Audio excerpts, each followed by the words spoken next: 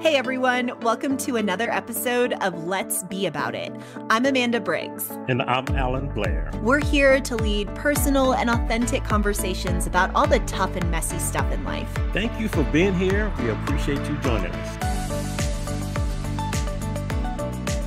Hey everyone, it's Alan and Amanda with another podcast here today. We're happy to be here. We're always here, ready and willing to have some of those difficult conversations. And today, based on the road trip that we took, that is what is going to lead us into our conversation today. Never expected the road trip plus the conference that we went to, the experiences that we had. But again, we're going to talk about those things today. And really, the road trip to this conference that Amanda went to was about a 4-hour road trip. We're talking about life, butterflies, and solving the world's problems. And it was a great conversation. As we do. And we get to the conference, and we really had a really good time. Had an opportunity to present on a topic that was great, and it went amazing. It did. And as we were presenting, we're also, each time we had a little time available, we're working hard. So that was one particular evening. We were at the conference. This is an anti-violence conference. Thank you. Yeah, like a conference that one of the main topics is anti-violence. Yeah. Absolutely. And so Amanda and I had been working hard. I mean, it was a really long day, and we spent some time. So we decided to, go downstairs, and we were in the hotel lobby, and we were just down there talking. As I was talking to Amanda, and Amanda had another person in the area that she was talking to, we're having a good conversation. As we were having a conversation, I kind of looked up, and I locked eyes with a lady who was walking our way. So I looked at her, then I went back to our conversation. As this lady passed by me, right behind me, she made the comment, "You're a sellout." And she kept on, and I didn't hear it. Walking. I didn't hear it. Alan, you were the only one who heard it. Me and the other lady, I think, were absolutely oblivious because it was a pretty deep conversation the three of us were having. Exactly. Yeah, but she waited until she was right behind me, and she made the comment, and she continued walking by me. And Amanda, you were right. We were having a really deep conversation, but as soon as she made that comment, I knew exactly why she made that comment. She made the comment because here I am, an African American, and I'm talking to two females that are not African American. And it wasn't like I'm leaning over on Amanda, had my arm around her or anything. We're in like chairs, that. like not even next to each other. We're very aware of that as we go, like in our business relationship. Alan's married, I'm married. Our spouses know each other. We all get along great. But Alan and I still take a lot of steps because we travel extensively for the work we do and with speaking engagements. We are very aware of how we interface with each other and always keeping it appropriate. So he did not have his arm around me. We weren't even sitting like in chairs super close to each other. And we were talking with another person, and it was, like we said, a deep conversation about topics pertaining to the conference. So heavy stuff, really heavy stuff. And I didn't hear it. The other lady didn't hear it. And I was just shocked when you told me the next day. Absolutely. And two things kind of happened to me. One, I recognized the lady as being one of the attendees of the conference. Yeah. So here we are at this conference with this topic. And just because I'm sitting by my business partner that she didn't know was my business partner, and another individual that we were talking to, I guess she automatically assumed that maybe me and Amanda were in a relationship. And whether we were or not, to me, that's irrelevant. but she felt the need to walk behind me and let me know that she didn't approve of what she perceived in my mind as a relationship with this black man with this white woman. Is And it re when she made that comment, it did something to me. Go yeah, ahead, Amanda. well, is it relevant to mention that this was an African American woman saying this to you, Yes, and you absolutely. had to kind of explain to me, and I learned a lot through this instance, where that comes from and why that comment would even be made. Yeah. And I can't speak for her, but I do know that there have been instances in which historically I've heard some African American women, and I'm not applying this to all African American women, but I've heard some women make the comment that, white women are taking all of our good black men. Hmm. And I don't know if this is the perspective of where this lady was coming from when she walked behind me and told me that I'm a sellout. But I do know that historically I have heard some of those terms. And again, I'm not trying to apply this to all African American women or Not all at black all. women, because the comment that she made was inappropriate, not okay. But this isn't something that I'm seeing on a regular basis. But it is something that I saw that day, with me doing nothing wrong but sitting there having a conversation. Mhm. But I will say it was a trigger for me. I grew up in a small town in which, from as far back as I could remember, I knew that I was a black boy growing up to be a black man, or African American boy growing up to be an African American man. But I was always aware of my skin color in the small town that I grew up in. And I know that there was somewhat of a divide amongst the races, in which the majority of one race lived in this area, the majority of another race lived in these areas. But geographically, we were separated and we had different cultures. And my experience was that people of some other races didn't think very highly of African Americans in my town, and Yeah. I can't count the number of times that I've been called the N word growing up, or the anger behind hearing that term. Um, so that was just experience number one um, at the conference. But I do just want to kind of jump to another experience that happened and really kind of expound on that, because this experience is one that definitely wasn't the first. And this is I've had many like it. and this is the What were you going very to say, next Amanda? day. This is like the very next day, less than 24 hours later. So the next day, Amanda and I, we are traveling home. And as we're traveling home, we're going to make a break, take a break to get something to eat, use the bathroom, so on and so forth. So we were going through this town, and we were like, okay, we've got a Chick-fil-A.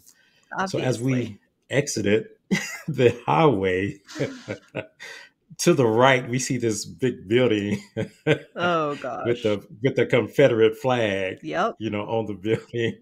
And man, I think you made a I brought comment it when up. you I saw was that. like, why are they flying a Confederate flag? I mean, lived in I lived in Texas for a while, multiple times with the military. I was stationed in several southern states. So, but that was a while ago. So I would see Confederate flags, but that was a while ago, and I was kind of hoping we'd move past that. Apparently not. So yeah, I saw And it and and got this is mad a about it. Yeah, and this is a town that isn't a tiny town. I Nope. mean, it has a large university. Yep. Uh, You'd know it if we said even it. Yep. absolutely, even there's even a show about Yep. this town. So we see the Confederate flag, and we continue on to Chick-fil-A. So here is African American black man Allen, and we have Amanda walk through the doors. So we walked through the How doors, dare Amanda. we? And did we order Yeah, first, we or did. did? We ordered food first, Okay, yeah, and we weren't even, like, toget you went to one cashier, I went to the other. right. Yeah, and then I But we stepped walked away. in We together. did. Yeah, we did, and then I stepped away after I ordered my food. Yes, and I ordered my food, and I went to have a seat.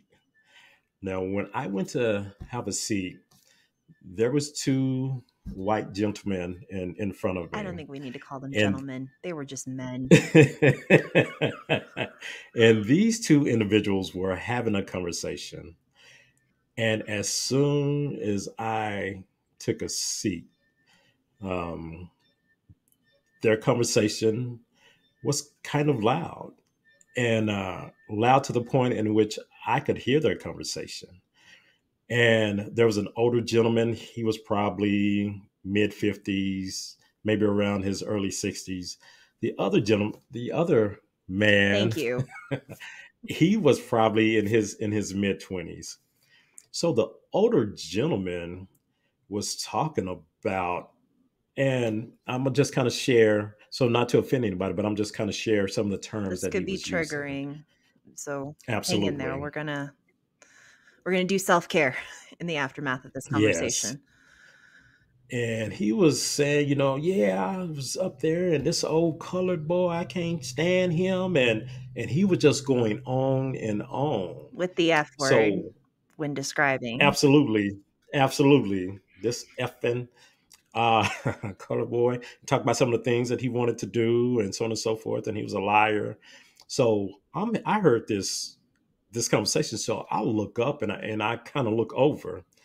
They didn't glance my way. So he just continued on, and then the younger guy would kind of pipe in.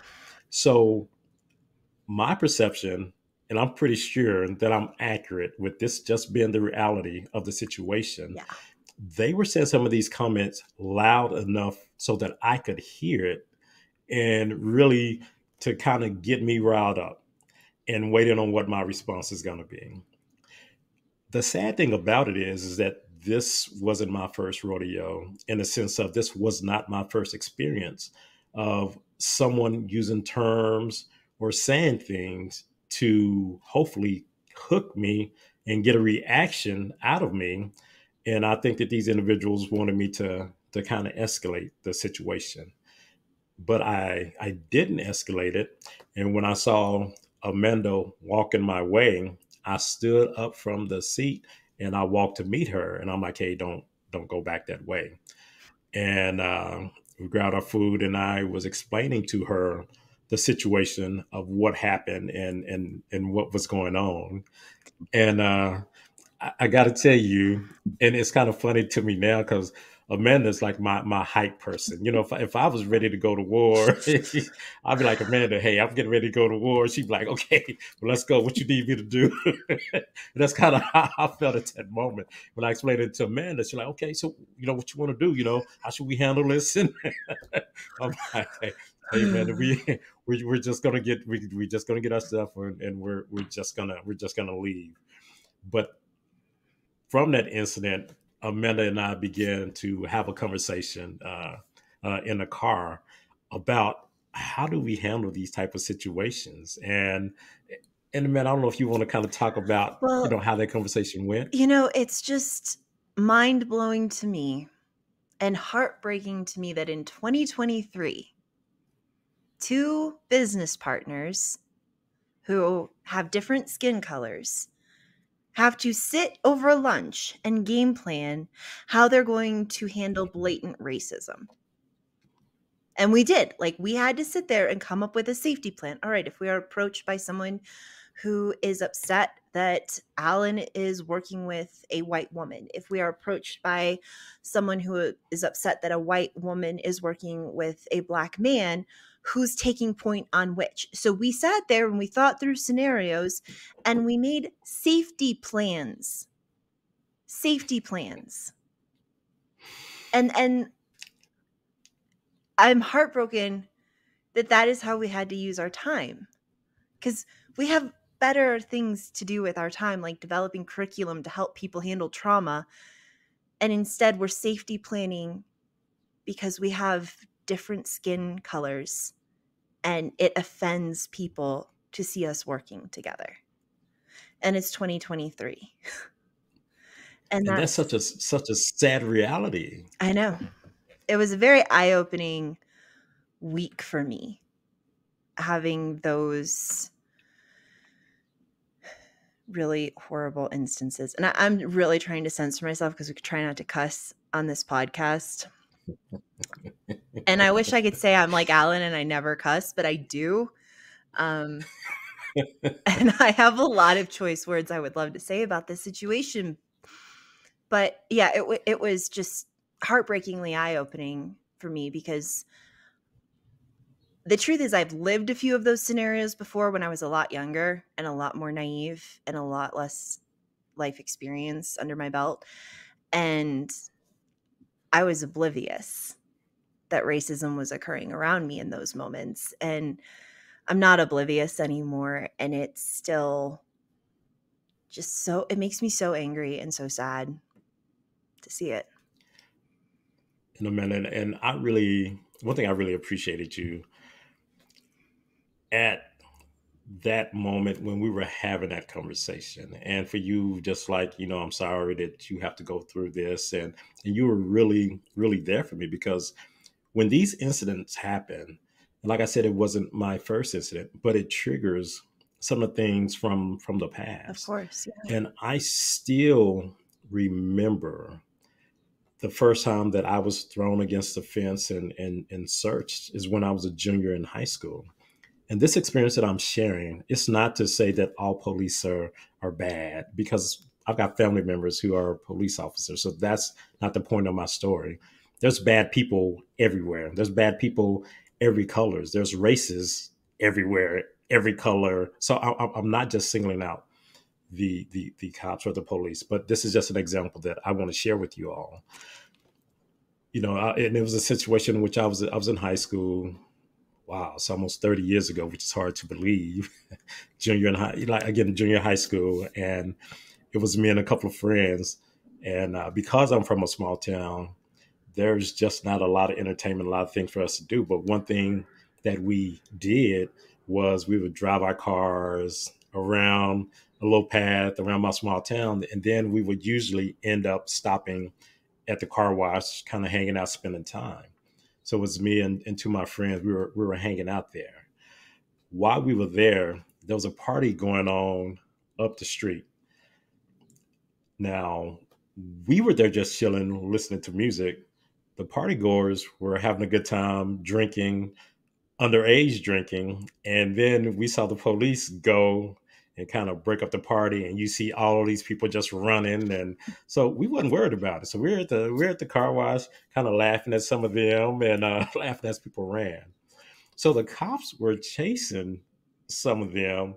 Now we're there by our car with our music, sitting on the hood of the car, and the cops are chasing people. And some of the people were still running. They ran by us, but the cops decided to stop where me and my friends were.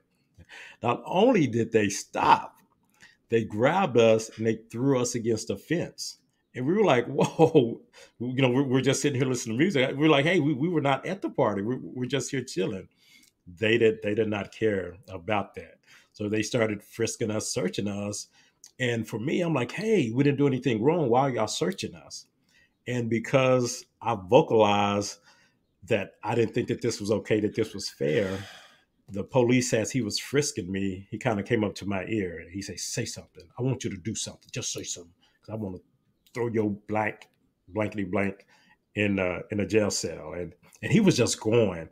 And at that point in time, I knew that if I said another word, even though I hadn't done anything wrong, that he was going to put me in that car and he was going to rough me up. And I felt that he was going to make up some story about me resisting arrest, so on and so forth. And have, up to that point, I had never felt so powerless in my life, in which I couldn't say a word. I couldn't do anything because I knew that I would be punished because of it. Now, I was a guy. I was an international honor society. I didn't drink. I didn't smoke. I mean, none of those things because that's how my parents brought me up, and that's just how I lived. And I was an athlete, so I wasn't this bad guy.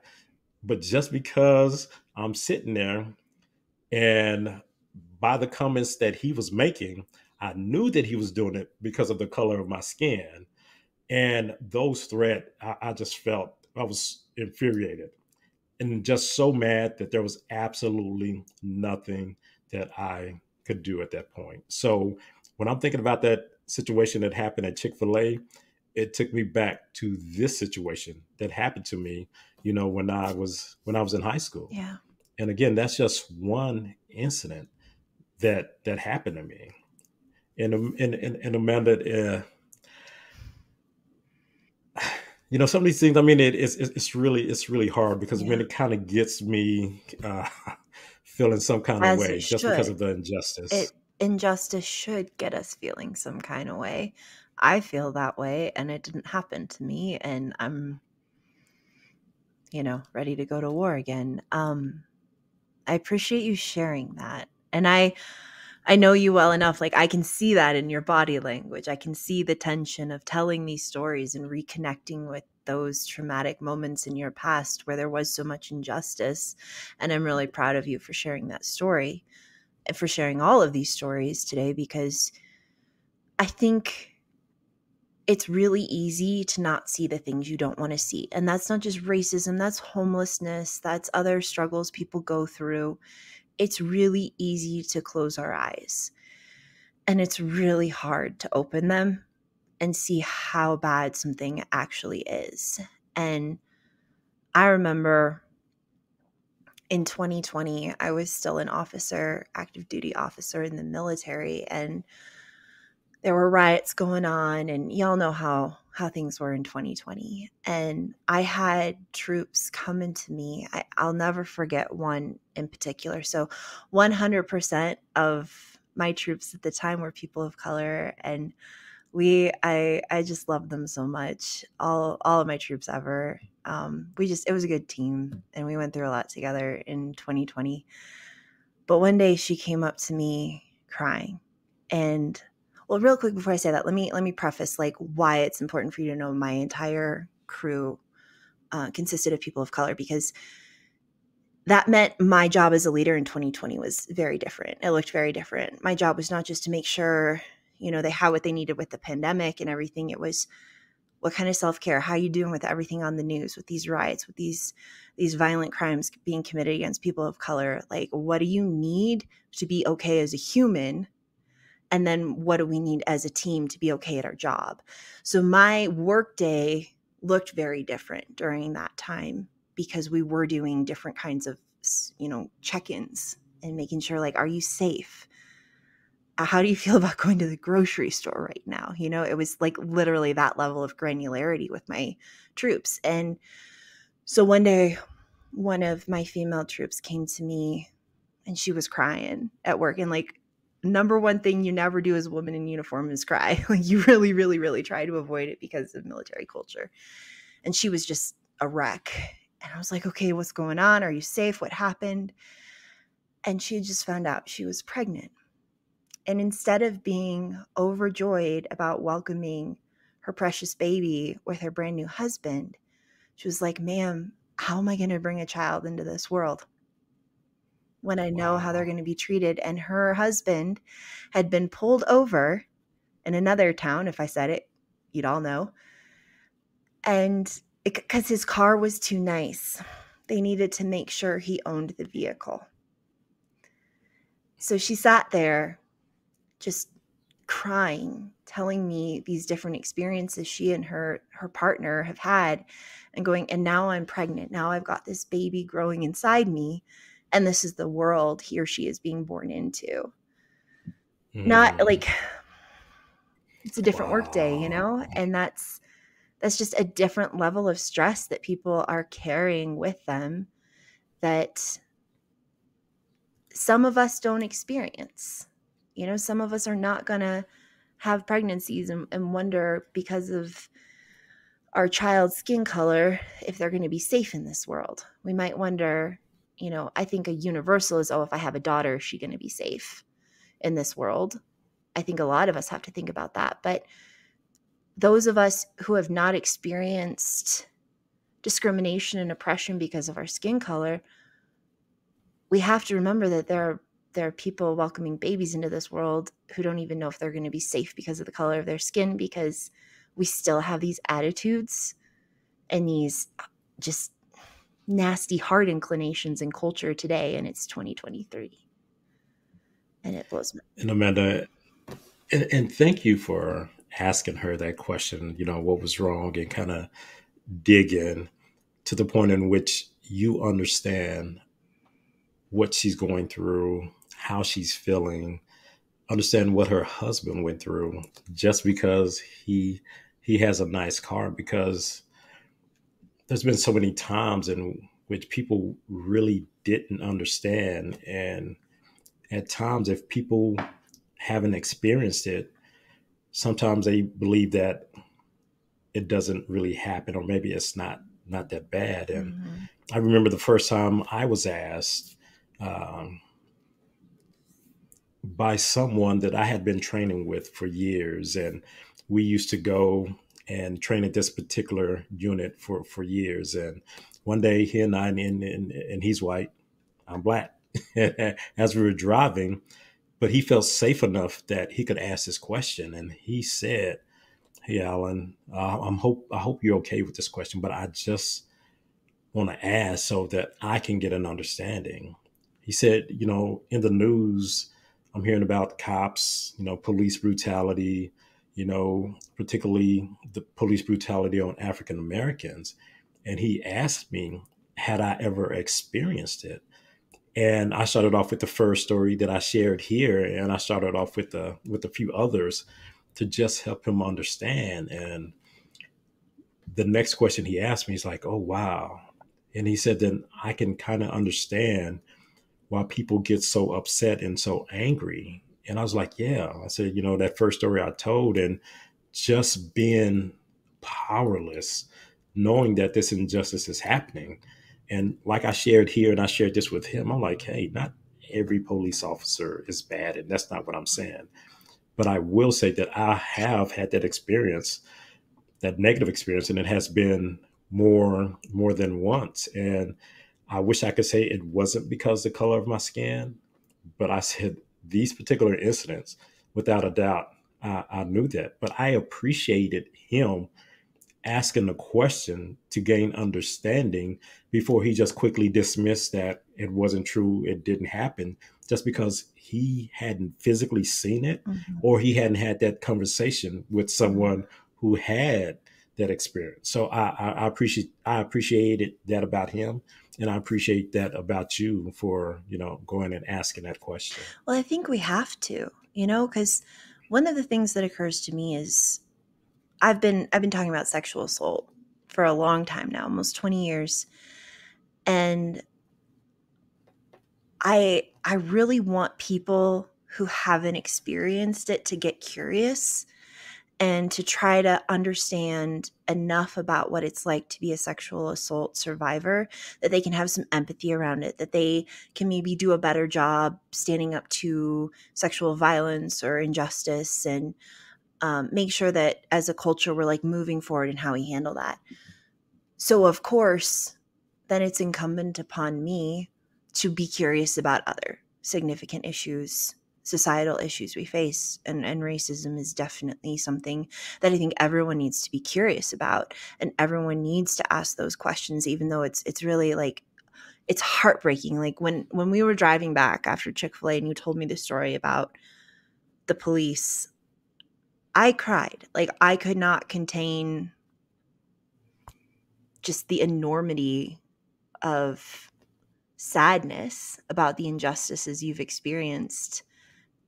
And you're such a good person, and I can't even wrap my head around people treating you that way, treating anyone that way. But knowing you and knowing the sort of person you are, it makes it even harder to, like, you're sitting here calling the guys who made racist remarks in your presence on purpose gentlemen. Like, that's Alan. people. Like that's the kind of person he is.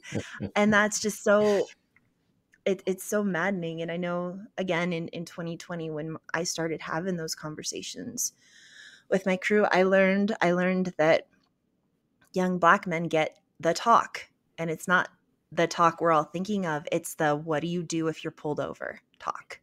And how do you drive your vehicle so that you never attract attention to yourself talk. And my troops told me about this. And I remember just honestly, my brain exploding that that's a conversation young Black men need to have for their own safety. And Yep. and the And injustice of that. that's real. And that's such a real conversation. And I don't want to make it appear as if Amanda and I are just relegating this to, you know, Black people experience racism just from white people, because that's simply not the case. And it's simply not the case, just like when we were in the hotel lobby. Mm-hmm. And that person who made the racist comment, or, you're a sellout, that person wasn't white. That was a Black person. So we really want to talk about the issue. We're really talking about the issue of racism, and not just relegating it to a particular color, or Mm-hmm. what's the word I'm looking for? Well, a Not particular color. like yeah, racial background. And Absolutely, yeah, and it it really is a heart problem. I think that that injustice and that inequity comes from there are still people in this world who have a belief that due to the color of their skin, and that could be any color of your skin, absolutely. you are entitled to certain things and some people are not. And or you just hate people because they don't look like you. And that's a heart problem. That's a nastiness in your heart problem. And I don't I think when you have such a systemic societal heart problem issue, I love movements and campaigns. We're trying to like we talk about movements in this podcast, but I think that's like an individual one person at a time got to fix their heart problem so that they can be a safe and I don't know what the word is that I'm looking for, but like a safe member of society and part of driving But society forward. in a minute, one of the things that you said earlier, I think was absolutely key, and that was by people getting an understanding from a different perspective. Mm-hmm. Just like I gained the perspective of working with survivors, helped me get an understanding of what they are going through or what they went through. Mm-hmm. And it helped me become an advocate Mm-hmm. for them, because now I understand. Mm-hmm. I remember a particular situation, and working in this field of sexual assault uh, prevention response, it definitely helped heal my heart, because I can tell you my experiences earlier on, it really tainted my view. Mm-hmm. But I got to the point in which I could accept people for people, Mm-hmm. but also understanding a different perspective. And I really need to share this story of how perspective can eventually help, and it could eventually help people to want to advocate, step in, or want to take up for someone else. My wife and I, we were looking to buy a house, and we went to this neighborhood, and it was a nicer neighborhood. And one thing that I always do, if I'm looking at a house, I'm knocking on the neighbors' doors, because I want to know what kind of neighbors are going to be living next to me before I buy a house. And that's just something I always do. This particular house, we took a look, and the house was really nice. And so I was going to knock on the neighbor's door, but then I saw a gentleman. He was back in the pool. He was back there swimming. So I'm talking to him, and as we were talking, and he was a white guy. So we're talking, I'm chatting it up, how you like this area, so on and so forth. So I was kind of had my arms over the fence. It was a chain link fence. So I had my arms over the fence, and I'm engaging with conversation with him. So his wife comes on the front porch and she sees me leaning on the fence. And so she starts cussing me out. What the F are you doing on my fence? Get the F up out of here. What you doing? And so she went off on me. As she's going off on me, her husband in the pool is like, no, no, hey, hey, he's talking to me. They're looking at the house, so on and so forth. And I'm telling you, that was a trigger for me. So I'm instantly feeling some kind of way. And as he's talking to her, and now she's understanding, so she ran up to me and she was like, "Sir, I just want to apologize." She said, "It's not because I'm racist." She said, 2 years ago, a man came, and as we let the garage door up and we parked and we're taking the groceries out, there was a man. He came and he robbed him and beat her husband with the pistol. And Oh. so she said, when she saw me leaning over the fence, and said that the guy who committed the crime was kind of built like me Mm. and African American, and that's where she went to as soon Yeah. as she saw me. But she Mhm. came and she apologized. I mean, she was sincere. She was crying and so on and so forth. And as we, continued talking, we ended up being cool. We're okay. But I can tell you that initial response, Mhm. man, I was ready to fight. And I'm not one who likes to cuss, but I was ready to unleash a cuss word or two, towards her. Well, what a remarkable story of healing in the moment, though, because I think that speaks volumes to your character that you gave her time to explain what was going on, and then when she apologized and explained the backstory or context behind her negative and violent reaction, Right. you heard it and you accepted it, and you could have gone a different direction with that, you know? But the three of you were able to resolve that issue, that instance, that really nasty instance, and have resolution in a matter of what, like less than half an hour? Absolutely. And Yes. More like that's 10. huge, like what a powerful example of, well, in this case there was a misunderstanding. I don't think it would have gone like that had that been like genuine racism. And I would have been Right. like, "Alan, why didn't you leave? Uh, Exactly. please, That's true. please, I don't want you to get hurt." Um, Yep. and I shouldn't have to say that either, you know?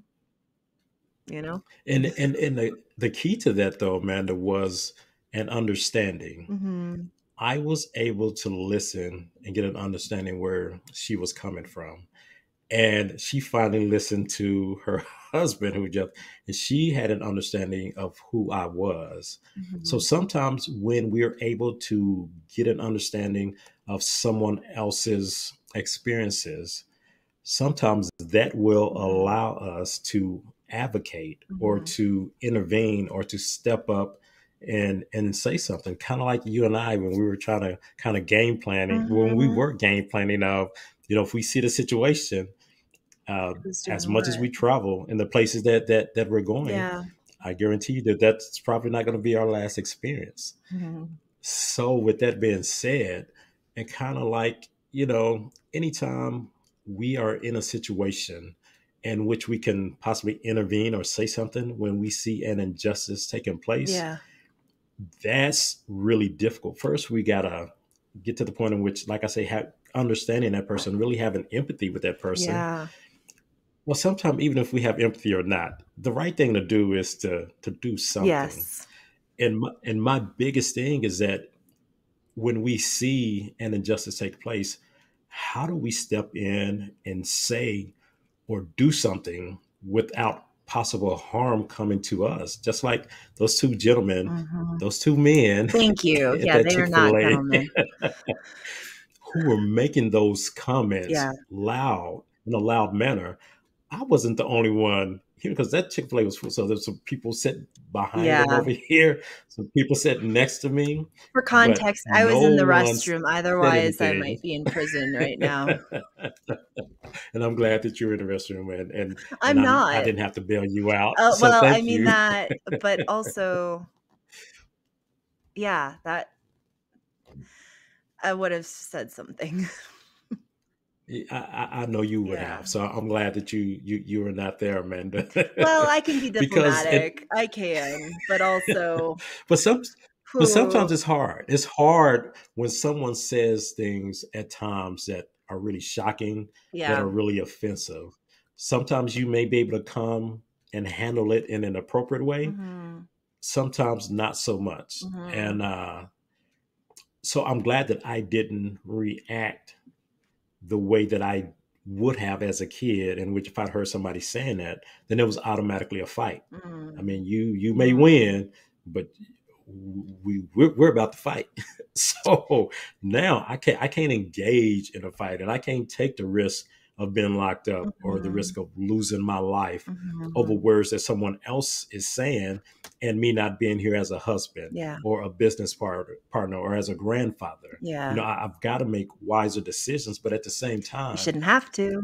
what are ways that I shouldn't have to, but what are ways that others can say something, or even how I can engage Ooh. in which maybe no harm, Mhm. but letting them know that, this isn't okay. Now, I don't know if you've ever been in a situation in Oh, which, you've seen some things been said or done, yes. and maybe you had to intervene. Well, I can tell you a time I didn't know and didn't stand up, and I can tell you a time I did. So, once upon a time when I was younger and dating, I was seeing a black gentleman, and we would go out, on dates and stuff. And one time he was standing with me waiting for my Uber to arrive. And I'm really tall, he's really tall, he's way taller than me. We were just standing there. Um, it was late at night and I wasn't thinking anything of it. I knew him and I was comfortable and he had his arm around me and we were just chatting, waiting for my Uber. And the security guard kept coming up, "Ma'am, are you okay? Ma'am, are you okay?" And I noticed he got really tense. He got really tense. And I was super relaxed. Like I felt safe. I was fine. Um, it had been a great date. We'd had a good conversation and I was just waiting for my Uber. And so I was like, yeah, I'm good, thanks. And I thought at the time it was because I was a woman and it was late, not connecting at all that it was because I was a white woman and it was late at night and this was a black man. So they were checking on me. And Right. he didn't say any, like he kept real calm. We're fine, we're fine. And I went home and didn't think anything of it until I think it was the next day, and I was like, "Oh my gosh, it wasn't because I was a woman and it was late at night. It was because I was with a black man." Right. And I wish in that moment, I wish I had known in the moment and connected it and been like, "Leave us alone. I am fine. Go away." Like I don't know how I would have said it, but it would have been way different than, "Oh, I'm fine. Everything's fine," oblivious. Um, Right. so that was one time I can tell you I definitely did not recognize racism going down in the moment. And I can't remember. This was a long time ago. I can't remember if I followed up with him. I'd like to think I followed up with him to see if he was okay. Hmm. That seems like something I would do. I don't remember though. But Right. then I was smarter. I learned and I was smarter. And a couple years later, I was in a different environment with work. And here's the funny, ironic fact about this story. The day before, the organization had had 8 hours of training on things like anti-violence, anti-racism, all this really great stuff, right? We had all been in an auditorium for 8 hours being taught how to treat each other with dignity and respect, which is just so sad that we even need 8 hours of training on that, but whatever, we did.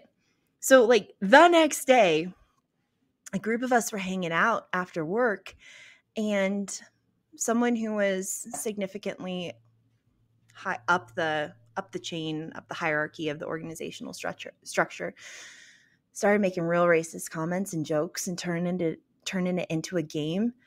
And like immediately I was like, nope, we're not going to say that. We don't do that. That is not part of our value system. We are not going to model that, because there were new people to the organization who were also hanging out with us. And I started getting like, people were not happy with me for doing that. And you know, we had white people, we had people of color in the room, and the jokes were very targeted at one demographic. And it was inappropriate. It was not okay. And so I tried like 2 different times to make them stop. Then I pulled the guy who was perpetuating this game aside, and I talked to him, and he wasn't going to stop. And so I announced to everyone, like, I'm leaving. Here's why I'm leaving. I will not be part of this. We do not stand for this as an organization. I do not stand for this as a person. And I left. And I knew something needed to be done, because I mean, it was really not okay on any level, objectively, what that guy and his group were doing. So I called one of my mentors within the next, I don't know, I think I waited through the weekend to not disrupt family time, but I called and I explained what was going on. I was like, I gotta report this. Like, this is not okay. And his take was like, Amanda, you do what you got to do, but I'm going to kind of advise against this. You're new to the organization. People are really going to look at you differently.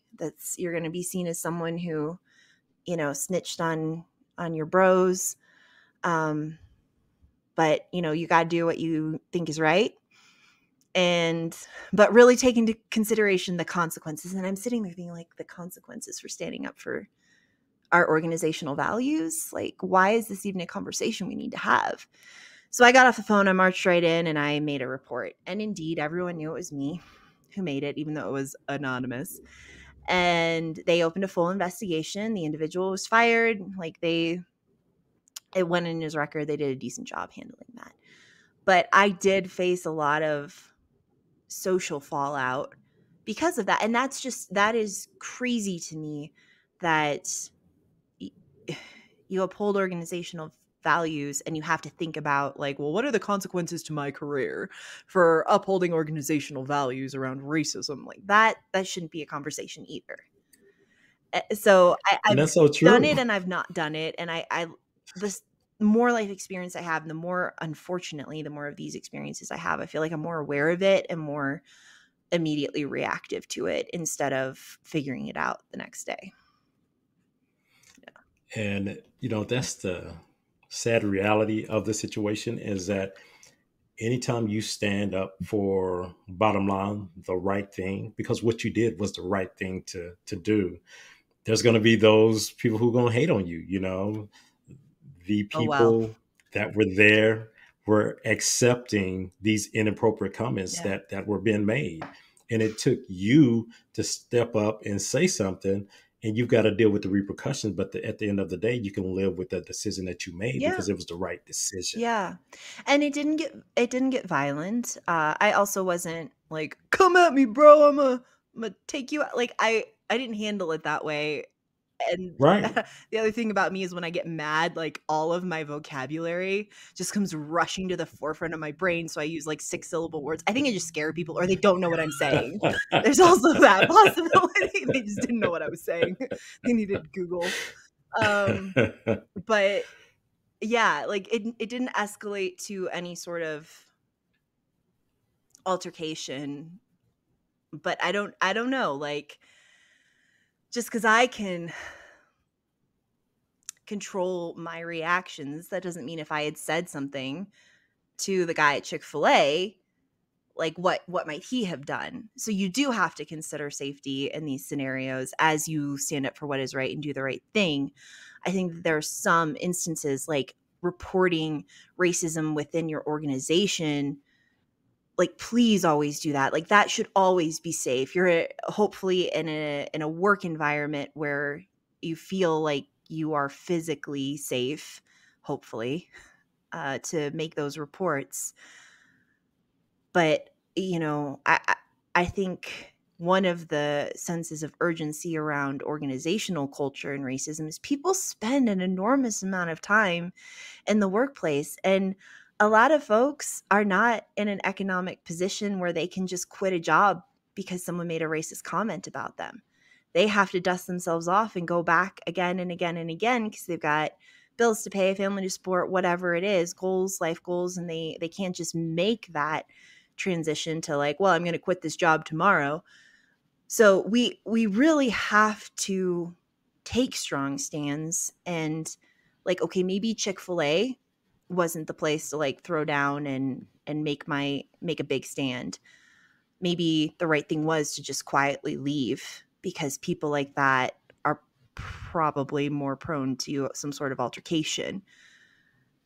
But there are other environments where we need to speak up and we need to speak up quickly, and it should be safe to do so. So take advantage of those scenarios where it is safe to do so, because all of us have to stand up for this or it's not going to get fixed. And you can say that about all social issues. All of us have to stand up against domestic violence. All of us have to stand up against sexual assault and harassment. All of us have to stand up against racism. Like these issues that come from something going on in people's hearts, it takes a bunch of individuals standing up and saying something to really move society forward in a genuine and sustainable manner to create change.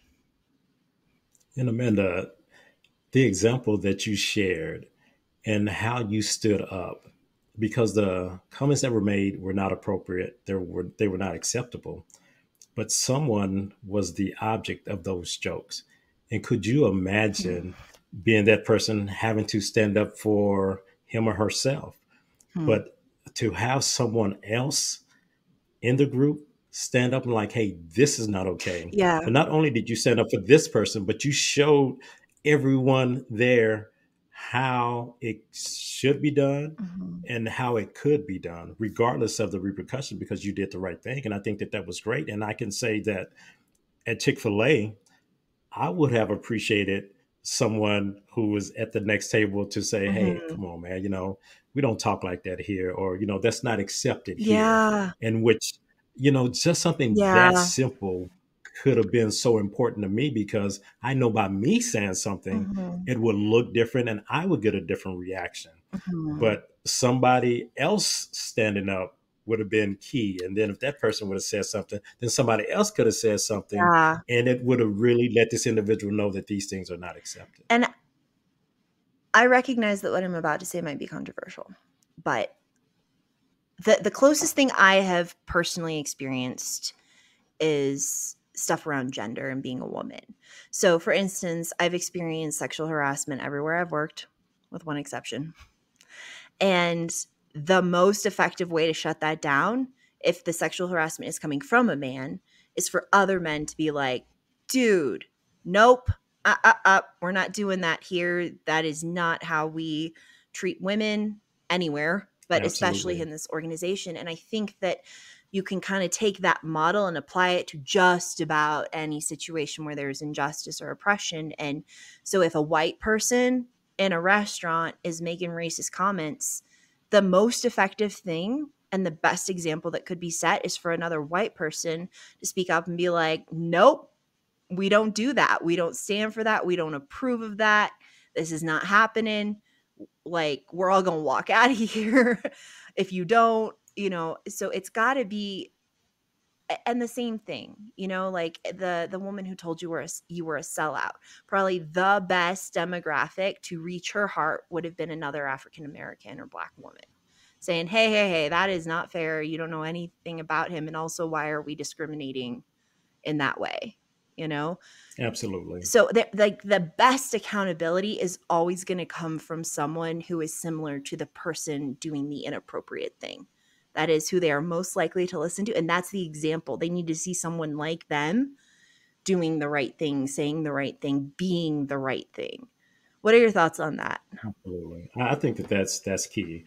And not every situation will lend itself to the person who's intervening to look just like the person who made the comment. No. But but effectively, the most effective things that I've Mhm. seen is just like what you said, Amanda, because I have called out men before. Once I became educated Mhm. and understood how to call them out and figure out how to call men out, especially when it comes to sexual harassment, Mhm. sexual assault, how to call them out And it could be in a way in which it's not like, hey, we're about to fight, Mhm. but it's in a way in which they know I'm calling them out. Mhm. And usually they'll, especially like when it comes to alcohol. Mhm. And I've seen individuals feeding other individuals alcohol. And it's like, come on, you gotta use alcohol in order to, and just calling them out on the behaviors that they're doing or what they're doing and what they're trying to accomplish. But me as a male talking to another male is so much more effective, Mhm. and they will receive the message a, a lot easier for me than they would someone else. Mhm. And I think that back to your point about how can you have these moments of confrontation without them escalating? I don't know, maybe you have a good answer for that. I don't totally, because I think that you can be like the calmest, most grounded person on your end doing a confrontation, and it's the other person and their reaction that's the unknown. So you like, for instance, let's take Chick-fil-A. I could have approached those two men in a very calm and eloquent manner, and really, kept my voice calm, kept my body language calm while calling them out, and they still could have like knocked the table over. We don't know. So I think, I don't know if there's like a good cookie cutter for how to avoid escalatory confrontation. Oh, what do you think? See, and the situation you just described that you and I were in, Mhm. my thoughts is that they would not have received it from you because you were with me. How So dare then, I? therefore, you're kind of you're almost worse than me because you make the decision in their eyes to be seen with me or come in with me, them Hmm. not really knowing the situation. So I can almost guarantee you from experience that, I mean, they would have said some choice words to you as well, Hmm. and that would have escalated the situation, because Mhm. once that happens, then I'm going to engage, and then you'll kind of go from there. But I think that, kind of like what you spoke about earlier, and what I was saying as well, is that if someone else in Chick-fil-A, if they would have just stepped up and said something, Yeah. who I know heard what these guys were saying, and Yeah. just like, hey, Yeah. no, man, that's not okay, man. I mean, or this is not the 60s anymore. Comments Yeah. that people say, to just call them out, whether Yeah. they would have been receptive or not, Yeah. but by them calling out would have made an And impact. it's scary. So I'm going to say I'm a very confrontational person, and I don't think that's a bad thing. I know there's a lot of negative connotation with it, but I think having the ability to have healthy conflict and healthy confrontation is a really good life skill. It's something I'm glad I have. I'm proud of it. I'm not going to apologize for it at all. And even for me, and I have a lot of experience doing healthy conflict and healthy confrontation, it scares me. Like, it is not a fun thing. It's not.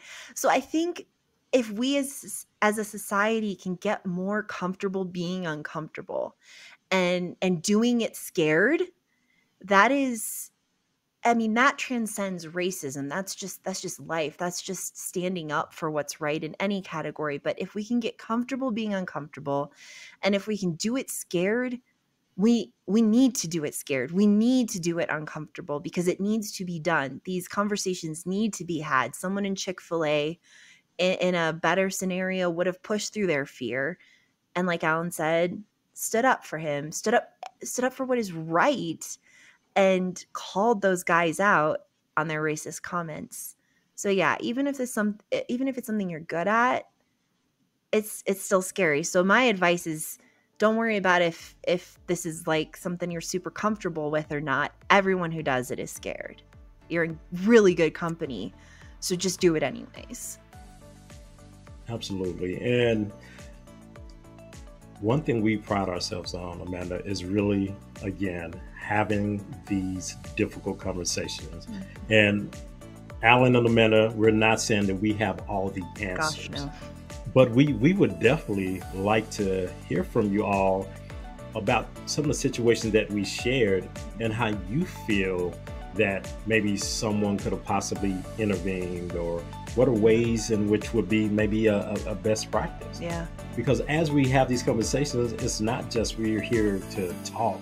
I mean, our theme is don't just talk about it, let's be about it. So we don't just want to bring a problem, but what are some of the solutions? We can't control racist attitudes, but can we make an impact, or can we stand up? Can we say, or can we do something to help this issue or this problem, and let those individuals who are making these comments, let them know that these things will not be tolerated and these things will not be accepted.